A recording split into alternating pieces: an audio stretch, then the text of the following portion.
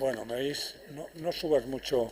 Bueno, estamos un poco en familia, ¿no? Como veis, pero bueno, primero muchas gracias por venir, muchas gracias por venir.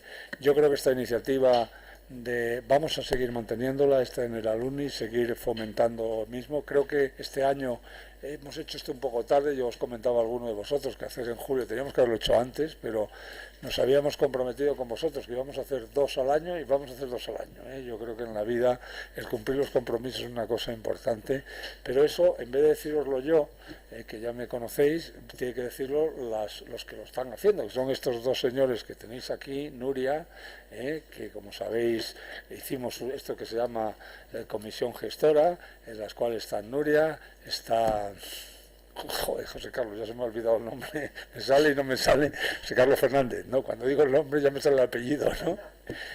Como sabéis, que trabaja también en Red Eléctrica, Nuria Encinar en Viesgo, y nos falta Ana aquí del club, que no está estos días de vacaciones, y os han puesto un programa que yo quiero que os lo expliquen ellos y os presenten ellos, sobre todo a José Carlos, que conoce bien a Antonio López Nicolás, que va a hacer una intervención un poco del paquete de invierno, que yo he avisado a Maya que le grabéis hasta un punto y cuando digamos que no le grabéis ya le podéis preguntar lo que queráis. Va a decirlo estándar, oye, estos son los compromisos, tal, este es el plan, supongo, ¿no? Sí, estos los renovables, esto no sé qué, y luego podéis preguntarles, oye, pues qué ha dicho el gobierno español, qué cree que esos pues se van a poner, no sé, lo que queráis, ¿no? Entonces este es el pacto que tenemos con él y que yo creo que para eso nos sirve y para que podáis decir, oye, pues esto es una charla instructiva esta que hemos recibido. Así que yo le doy la palabra a Nuria Encinar, que es la team leader aquí de la comisión, para que os diga lo que quiera. Aquí te dejo, Nuria.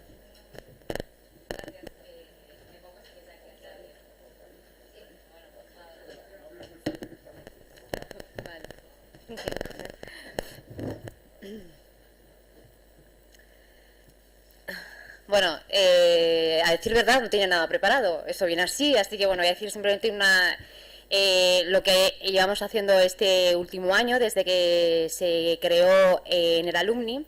Pero antes de nada me gustaría realizar unos agradecimientos. Quería expresar mi máximo agradecimiento a Arcadio por la oportunidad que nos brinda de estar hoy con todos, que estemos todos juntos, y sobre todo a mis compañeros del comité gestor, a Ana Padilla, que trabaja aquí en el club, a José Carlos, a Aure y a Omaya por su contribución al exitoso éxito del día de hoy. Bien, dicho esto, la bienvenida a Antonio, gracias por estar aquí.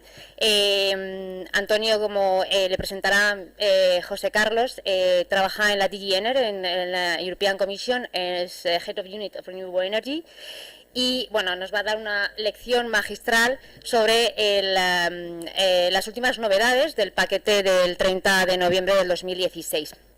Dicho esto, sí me gustaría decir 4 líneas de qué es en el Alumni y qué es lo que hemos hecho durante este año y cuál es el objetivo.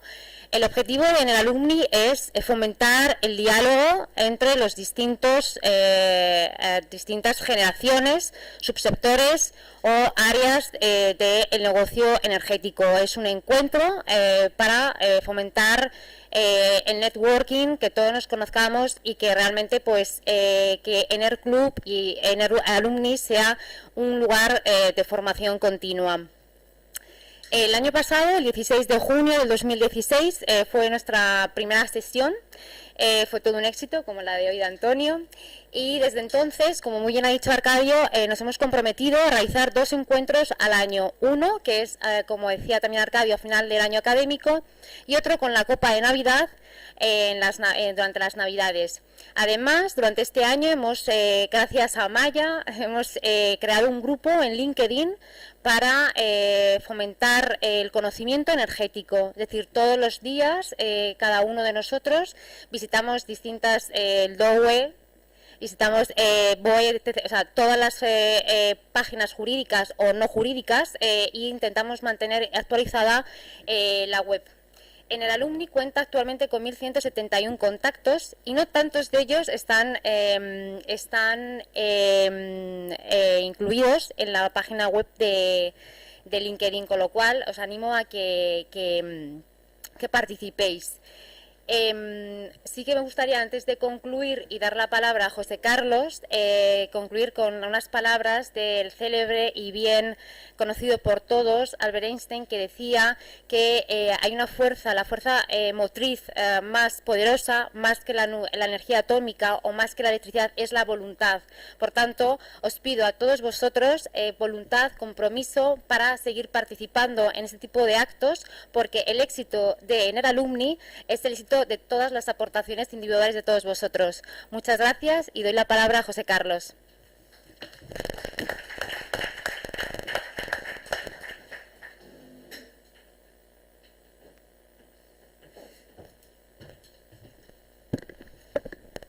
Bueno, pues hola a todos. La verdad es que Nuria ya ha dicho prácticamente todo, así que solamente me queda pues daros las gracias por venir. Sabemos que son fechas complicadas, pero bueno, al final el ajuste de agendas es lo que tiene, nos ha llevado a estas fechas.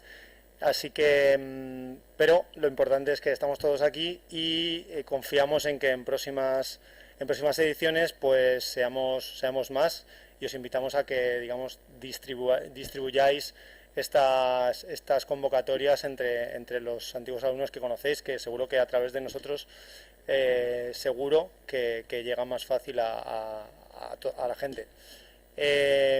Bueno, para mí es un honor presentar a Antonio como antiguo compañero y amigo, y además como una persona experta y conocedora de lo que se está cociendo en la regulación actual a nivel europeo. La ventaja de que Antonio esté hoy aquí con nosotros no es solamente que nos pueda contar qué contiene el paquete de invierno y cuál es el proceso del paquete de invierno, que probablemente muchos de aquí ya conozcáis, sino que lo importante, el valor añadido que aporta Antonio es que es una persona que ha estado desde el principio en el desarrollo del mismo y que va a estar en todo su proceso, y todo ese know-how y toda esa experiencia pues nos la puede transmitir hoy, y estoy seguro de que vamos a poder aprender mucho de su charla. Antonio, como ha dicho Nuria, es jefe adjunto de la unidad de renovables, así que está más focalizado en el tema de renovables, pero sin duda conoce todo el proceso del paquete y todo el paquete en su conjunto, y además añade a eso pues su experiencia anterior en red eléctrica y en ENSOE. Así que sin más dilación, pues os dejo con Antonio López Nicolás, al que le agradezco públicamente el estar hoy aquí con nosotros. Gracias, Antonio. Pues buenos días a todos. Aquí en España es todavía buenos días, ¿no? En Bruselas me miran mal cuando digo buenos días a la 1 de la tarde, pero para mí sigue siendo buenos días. Bueno, buenos días a todos. Gracias al Club de la Energía por la invitación, y muchas gracias tanto pues, a Arcadio, Nuria y José Carlos por la introducción. Me gustaría hablaros en dos partes, ¿no? Primero, pues contaros las medidas principales que tenemos dentro del paquete de invierno, que ya se está convirtiendo en paquete de verano, y veremos cómo termina, y luego un poco contaros el estado actual de las negociaciones, y un poco pues tener una discusión un poco más abierta con vosotros, ¿no? Empezando un poco por la parte principal de por qué necesitamos este paquete, ¿no? Y cómo se crea el paquete, ¿no? Bueno, pues esto empezó hace 3 años dentro de DG Energy con la nueva comisión, ¿no? Y se empezaron a evaluar un poco la situación de los diferentes elementos de legislación, ¿no? Y un poco la evolución del sistema energético, pues basándose en el acuerdo de los jefes de Estado y de Gobierno de 2014, ¿no? Con los nuevos objetivos de renovables, de reducción de gases de efecto invernadero y de eficiencia energética, ¿no? Entonces, bueno, se llegó a la conclusión de que si queríamos acometer esa transición energética, pues sería necesario revisar de forma casi completa la legislación energética, ¿no? Pues el razonamiento es claro. En 2030 habrá un 50% de electricidad renovable, en 2050 prácticamente la totalidad de la electricidad estará libre de carbono, Existen los acuerdos de cambio climático de París de 2015, que aunque estén sufriendo ahora mismo pues un momento difícil debido a la retirada de Estados Unidos, pues están ahí y la Unión Europea pues está comprometida en su cumplimiento. Entonces, todo este tipo de elementos dio lugar un poco a una reflexión interna importante dentro de la Comisión Europea y un poco la evaluación de que esta transición energética y este desafío era una grandísima oportunidad para Europa, ¿no? Pues para aumentar la competitividad, para aumentar el empleo y para hacer que la Unión Europea fuese líder en tecnologías limpias, ¿no? Entonces, el paquete de legislación que se propuso viene a responder a todo este tipo de desafíos, ¿no? Es por ello que se decidió centrarlo en 3 elementos principales, ¿no? Y esta es la principal ventaja del paquete, que no se trata de revisar el reglamento de electricidad y de mejorar los elementos del reglamento de electricidad, no, se trata de mirar al conjunto y de intentar mejorar los diferentes elementos y de hacer que los diferentes elementos legislativos apunten al cumplimiento de los objetivos que nos hemos planteado, ¿no? ¿Qué objetivos principales nos planteamos? Pues nos planteamos poner la eficiencia energética primero. ¿Por qué?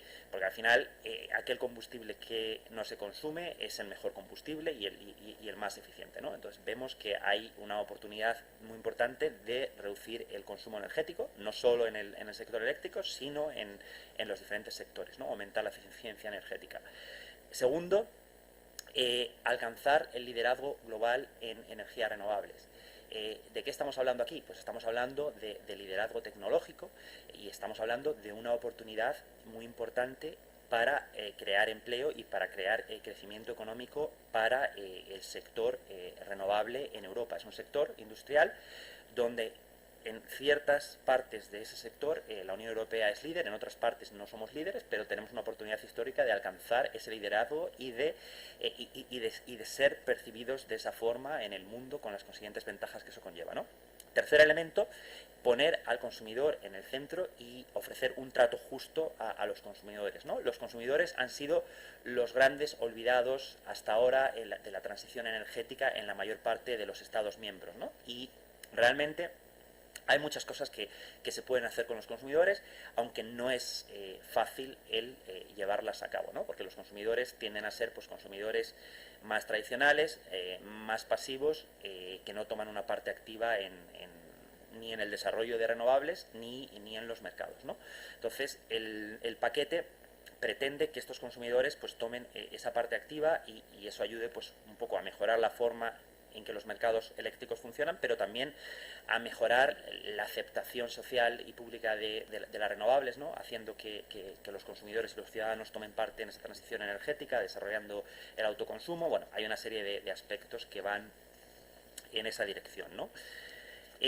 Con esto proponemos un paquete que tiene 8 patas principales, que la mayor parte de vosotros conoceréis. Es una revisión de la directiva de renovables, una revisión de las directivas de eficiencia energética y de edificios, un paquete de nuevo diseño del mercado eléctrico que tiene 4 patas, una revisión del reglamento de electricidad, una revisión de la directiva de electricidad, una revisión del reglamento de la Agencia de Cooperación de los Reguladores y un nuevo reglamento de preparación para riesgos de suministro en el sector eléctrico, que viene a reemplazar la antigua directiva de seguridad de suministro en el sector eléctrico, que está un poco anticuada ya de 2005.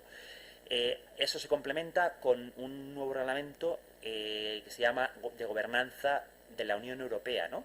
Que ahora os contaré un poquito más adelante lo que viene a realizar. Pero no solo esto, también hay un marco facilitador con muchas medidas complementarias de todo tipo, desde medidas financieras a medidas que tienen como objetivo mejorar la formación de los trabajadores. Entonces hay una serie de medidas complementarias que intentan reforzar los elementos legislativos del paquete, ¿no? Porque realmente no todo se puede conseguir como se puede conseguir con legislación, y no es recomendable conseguir todo con legislación.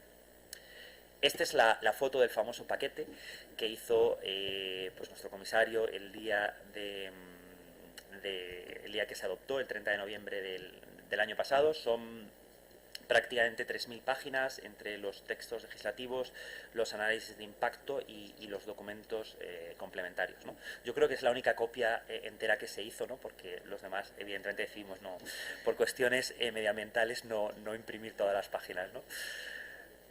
Bueno, pasando ahora a contaros un poco, quería focalizarme ahora en contaros un poco lo que hemos propuesto tanto en la Directiva de Renovables como los elementos de diseño de mercado y un poco ya por encima sobre eficiencia energética y gobernanza de la Unión de la Energía, porque al final me da la sensación de que muchos de vosotros sabéis incluso más que yo de algunos de estos aspectos. Os los habéis leído, pero vamos, de forma muy detallada.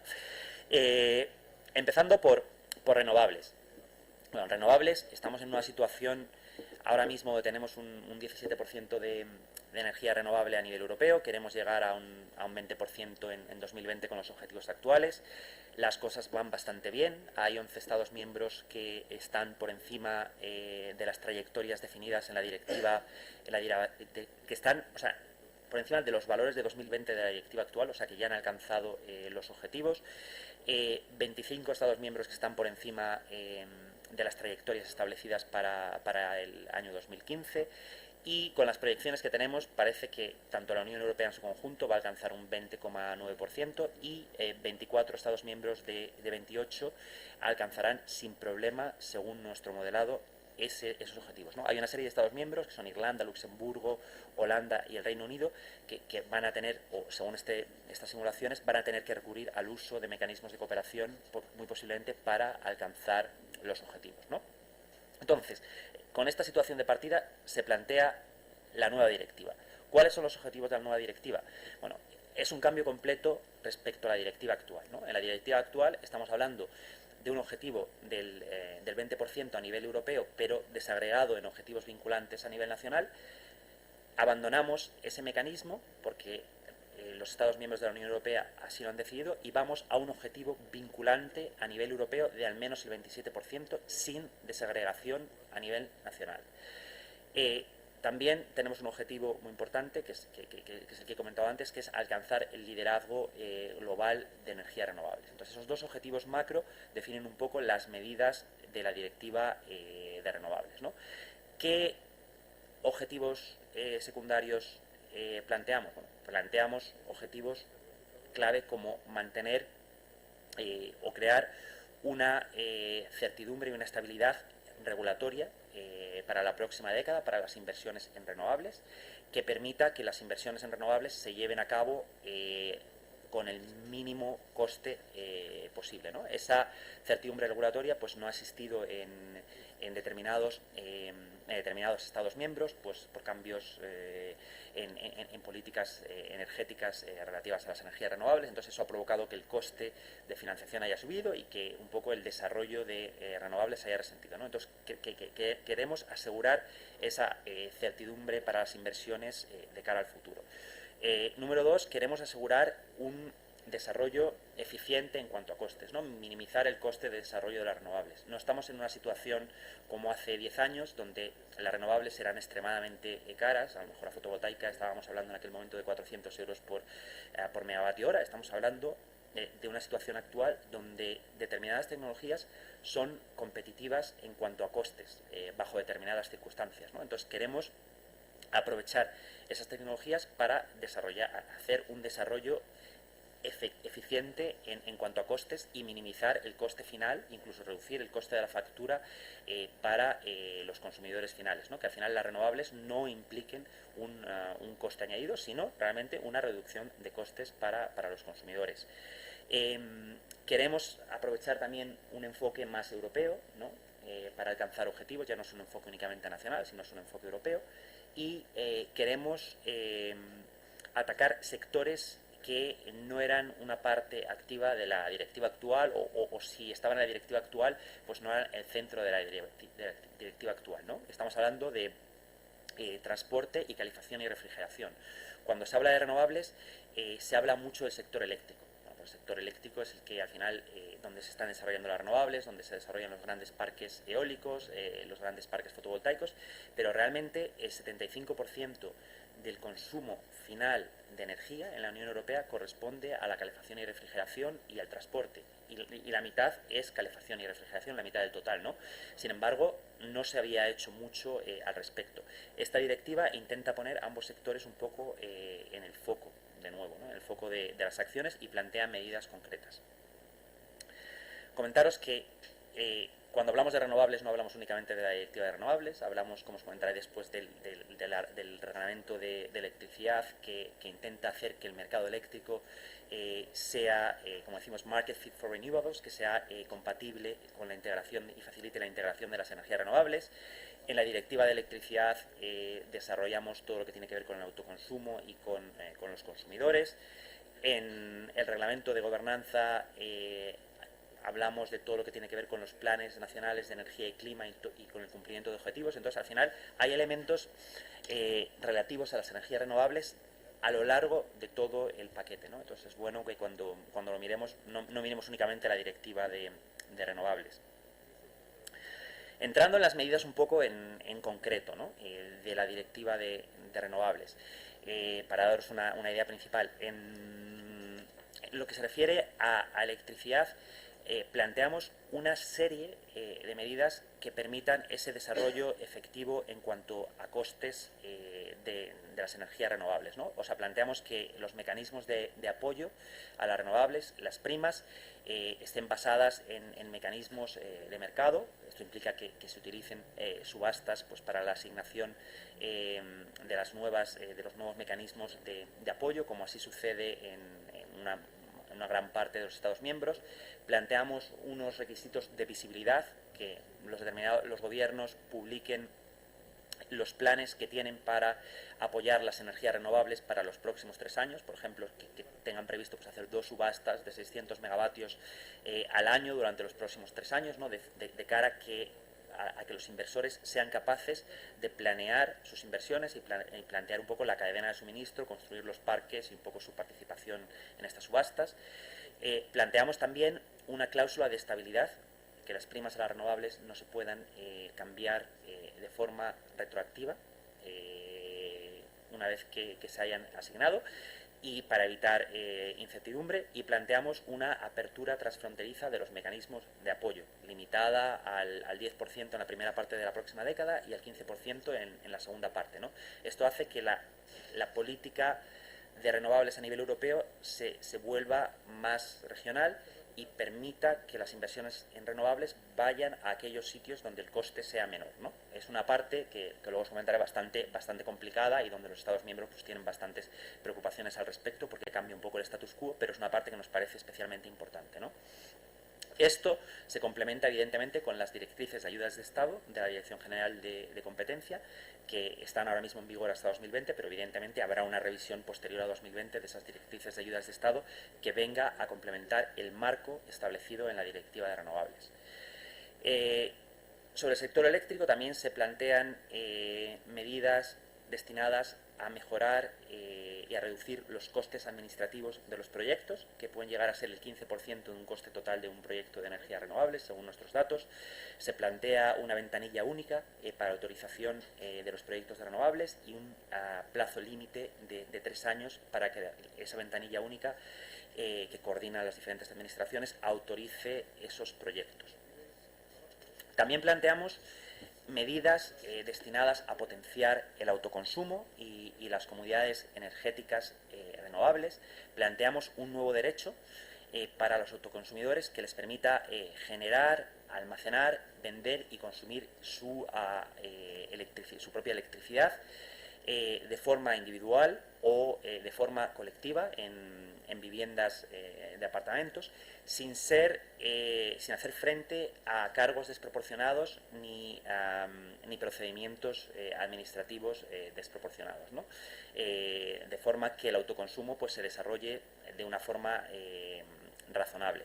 ¿Significa esto que estamos planteando una exención de todo tipo de costes para el autoconsumo? No, por supuesto que no. Estamos planteando un régimen donde los autoconsumidores, pues, paguen aquellos cargos que tengan que pagar, contribuyan a los costes de red y diferentes costes del sistema en función de los costes que causen, ni más ni menos.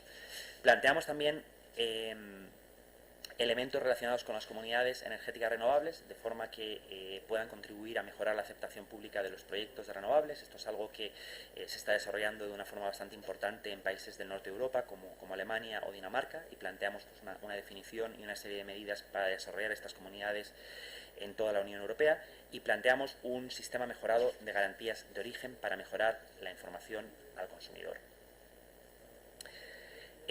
Calefacción y refrigeración. Bueno, si os estoy aburriendo o os estoy contando demasiados detalles, me podéis parar o hacer alguna pregunta y lo reorientamos un poquito.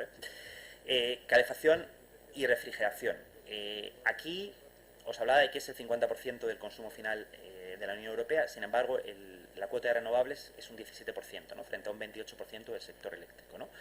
Es un sector encima muy complicado, donde hay muchos combustibles fósiles, donde hay mucha dependencia energética respecto a terceros países como Rusia, y donde son sectores que están estructurados de forma muy diferente en los diferentes países de la Unión Europea, ¿no? Y el peso del sector de calefacción y refrigeración no es lo mismo, por ejemplo, en España o en Malta que en Finlandia, ¿no? Donde es todavía más elevado, ¿no? Entonces, aquí lo que planteamos son dos medidas principales, ¿no? Primero, un objetivo que no es un objetivo vinculante como tal, lo definimos en inglés como un endeavor, que es una obligación de medios, para que los Estados miembros aumenten su cuota de renovables en calefacción y refrigeración en un punto porcentual cada año de aquí a 2030, ¿no? Si un Estado miembro, por ejemplo, tiene un 17% en 2020, debería incrementar a un 18% en 2021, un 19% en 2022, de forma que aumente la cuota de renovables. También planteamos derechos de acceso a las redes de calefacción de distrito, ¿no? De forma que las energías renovables puedan entrar en esas redes para suministrar combustible a esas redes de calefacción de distrito, y también planteamos derechos de desconexión para los consumidores en esas redes de calefacción de distrito, ¿no? De forma que si los consumidores encuentran alternativas más eficientes para consumir renovables que esas redes de calefacción de distrito, pues que se puedan desconectar en base a una serie de reglas. Transporte.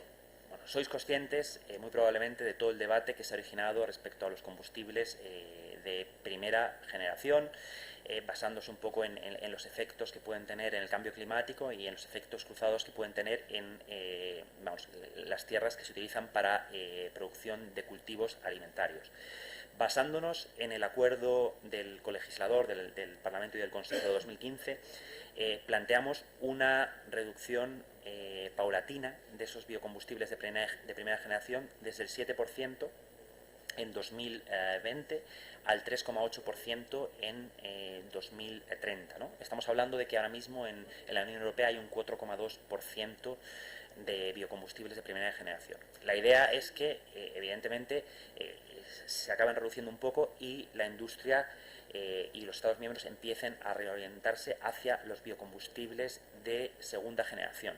Para ello, establecemos una obligación específica de desarrollo de biocombustibles de segunda generación, lo que llamamos obligación de incorporación para los suministradores, que tiene diferentes elementos. Un elemento es específico para biocombustibles de segunda generación y pretende incrementarlos del 0,5% en 2020 al 3,6% en 2030, ¿no? Pero también hay otros elementos en esa obligación que no voy a entrar ahora mismo, pero que incluye pues desde aceite de cocina usado, ¿no?, hasta evidentemente electricidad renovable, ¿no?, que creemos que va a ser una parte importante de los esfuerzos de descarbonización del sector de transporte, ¿no?, y que encima encaja muy bien con los esfuerzos de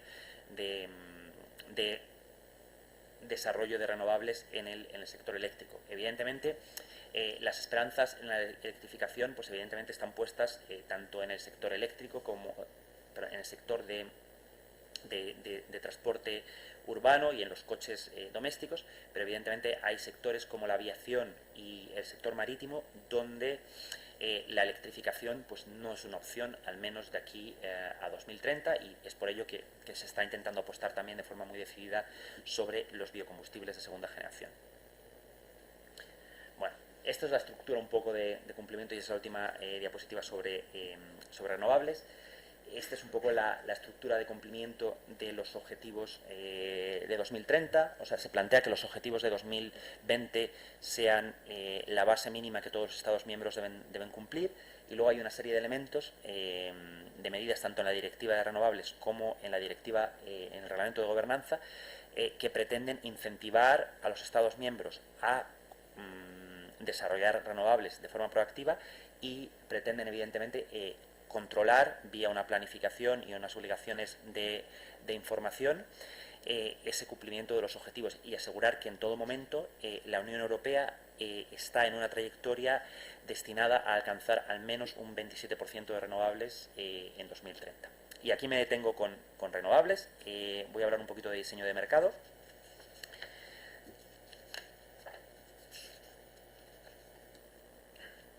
Voy a intentar pasar alguna de las diapositivas para centrarme un poco en lo que es importante.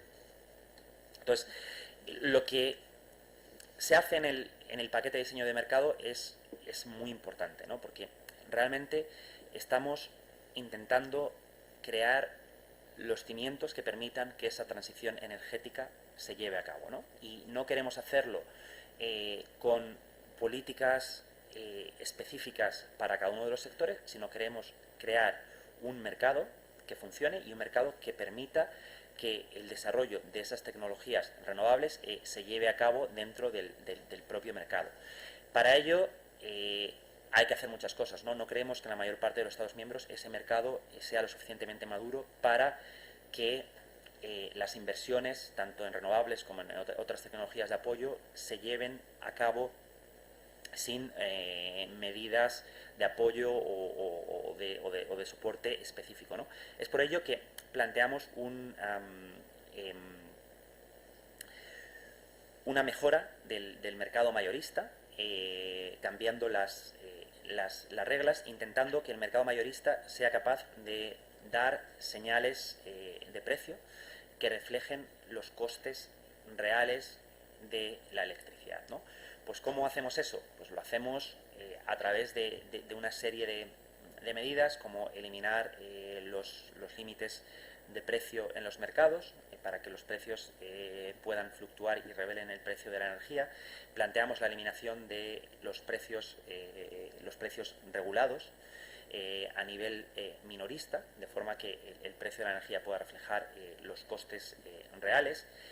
Planteamos la armonización de las reglas tanto de despacho como de redespacho, de forma que las diferentes tecnologías tengan reglas parecidas y eso ayude a que el precio del mercado se forme de una forma correcta. Pero también, evidentemente, planteamos reglas que permitan que las tecnologías, todas las tecnologías, compitan de tú a tú, ¿no? Por ejemplo, planteamos un desarrollo de los mercados diarios e intradiarios, un desarrollo de los mercados de balance, una integración de esos mercados de balance, llevar las horas de cierre de los mercados más cerca del tiempo real para que la participación de las energías renovables se facilite. Son muchas cosas que aquí en España existen ya. Aquí existen los mercados intradiarios, existen los mecanismos de balance. Las renovables, si no participan, empiezan a participar en ellos recientemente. Entonces, aquí las cosas se están haciendo o existen ya en muchas de las áreas, ¿no? Pero hay muchos mercados en Europa donde esas condiciones no se dan, ¿no? Entonces, ese paquete intenta construir esas condiciones que permitan que las renovables pues puedan participar y todas las tecnologías puedan participar con las mismas reglas. ¿Qué se plantea aparte de las reglas de mercado mayorista? Bueno, se plantea mejorar la cooperación regional.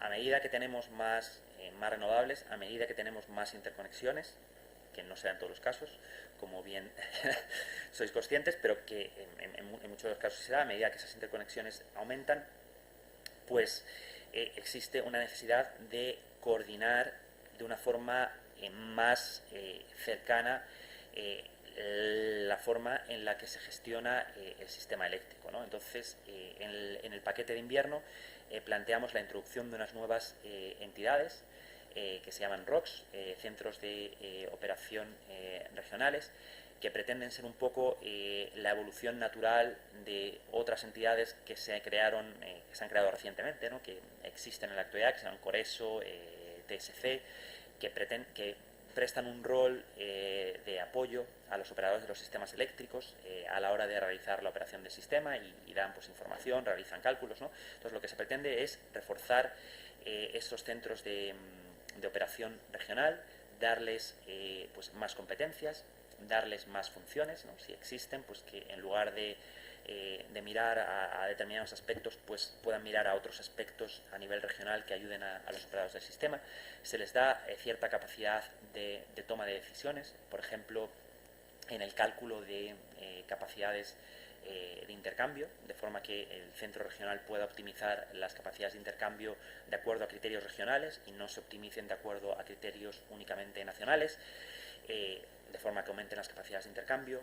Se plantean también capacidades de decisión respecto a los redespachos, ¿no? Cuando existe la necesidad de realizar redespachos en la red porque los programas no son factibles, pues que estos se hagan un poco de forma regional y de forma optimizada, de forma que el coste disminuya. Entonces, bueno, toda esta serie de medidas.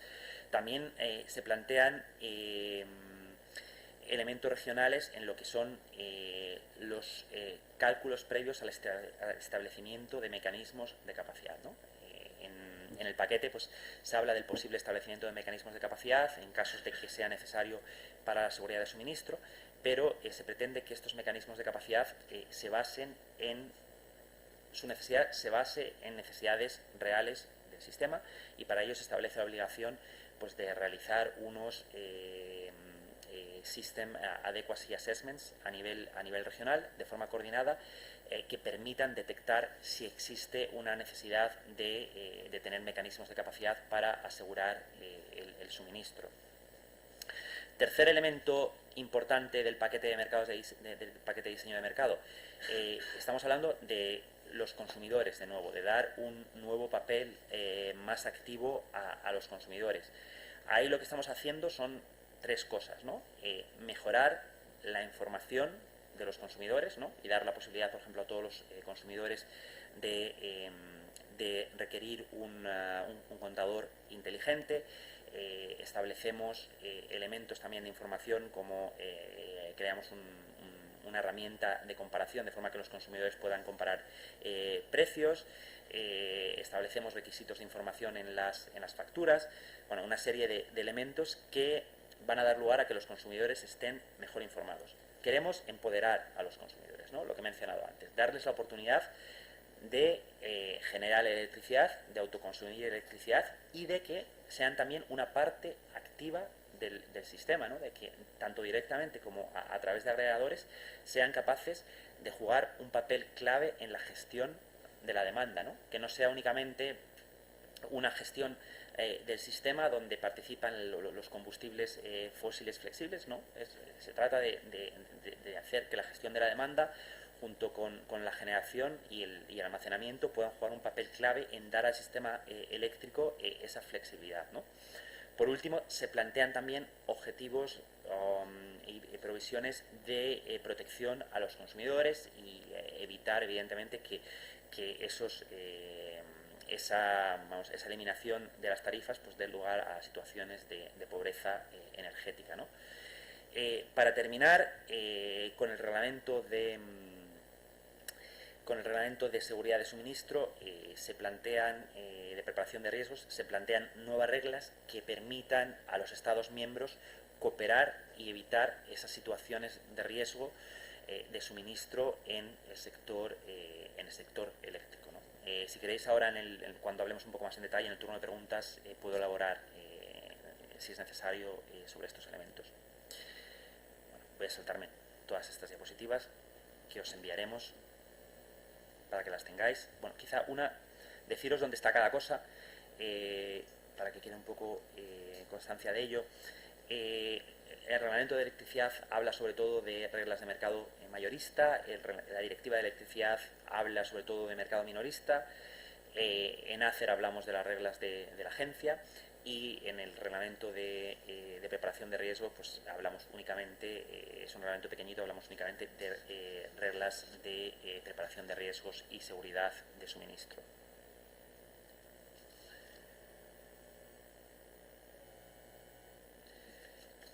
Eficiencia energética.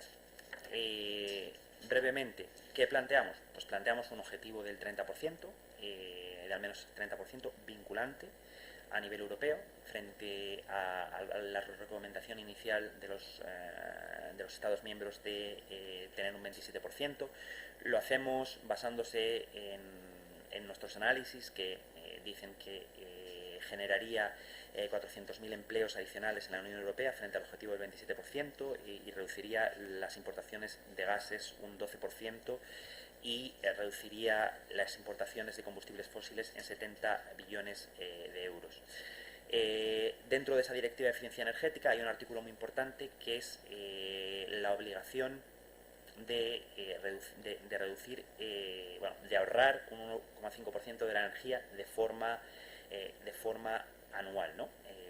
Que es un objetivo, es un elemento que se está discutiendo de forma bastante intensa tanto dentro del Consejo como del Parlamento, como os contaré más adelante. Tenemos la directiva de edificios, es una revisión bastante limitada. Destacar dentro de la revisión un poco los elementos destinados a mejorar la electromovilidad, ¿no? Hay una serie de nuevas provisiones que pretenden desarrollar los puntos de carga con una serie de requisitos, tanto para edificios públicos como privados, que pretendan que esa infraestructura de carga de vehículos eléctricos pues se desarrolle y esté ahí para que el desarrollo de los vehículos eléctricos pues pueda seguir su curso.